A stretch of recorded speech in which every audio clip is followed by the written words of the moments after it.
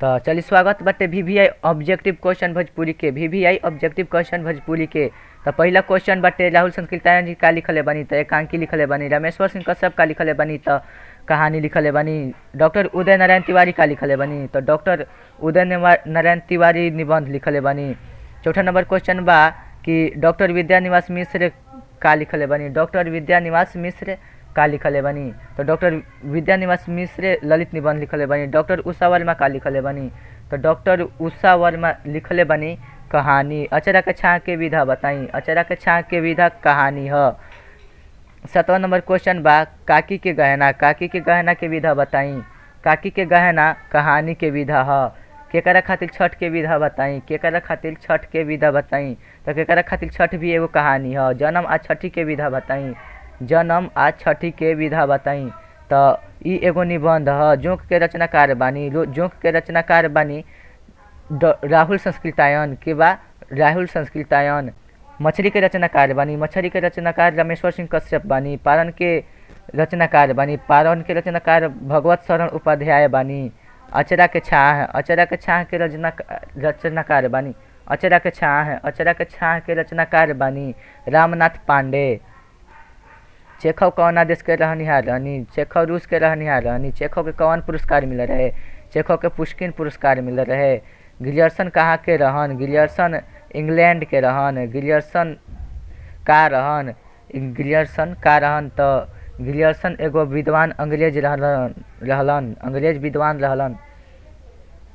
सुनीति कुमार चटर्जी का रहलन, सुनीति कुमार चटर्जी भाषा शास्त्री रहलन। रामेश्वर सिंह कश्यप के जन्म कौना जिला में भइल रहे, रामेश्वर सिंह कश्यप के जन्म रोहतास में भइल रहे।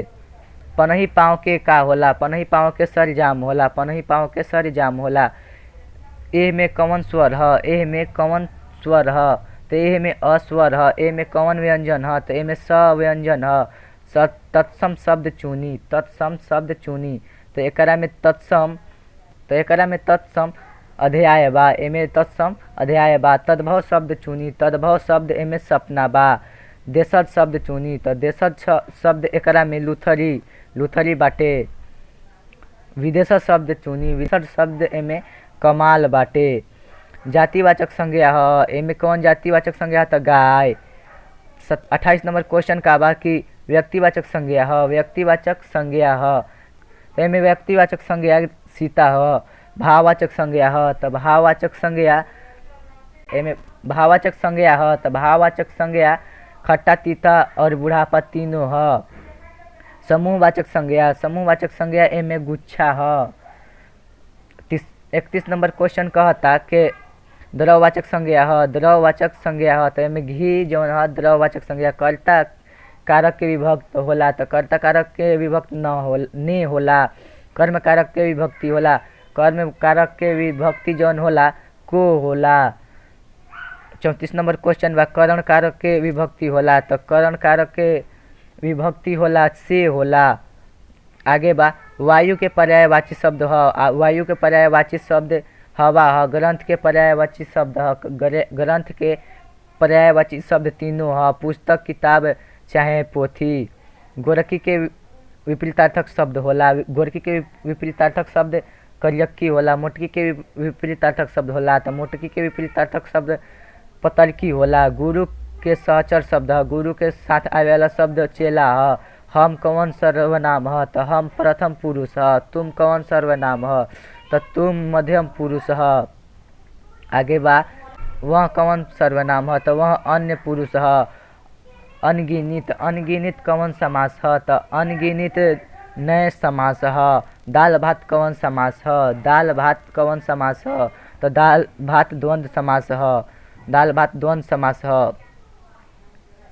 चौराहा कौन समास ह, चौराहा कौन समास ह तो चौराहा द्विगु समास ह। मुरलीधर कौन समास ह तो बहुब्रीहि समास ह। पगड़ी उछालल मुहावरा के अर्थ होला तो बेइज्जत कईल। औषधालय के संधि विच्छेद ह, औषधालय के संधि विच्छेद औषध प्लस आलय होला। लास्ट के दूगो क्वेश्चन बा जौन बा के राम जातरण कौन वाक्य ह तो राम जातरण सरल वाक्य ह। एह में कौन विशेषण ह तो एमे जौन गोरकी ह तवन विशेषण ह।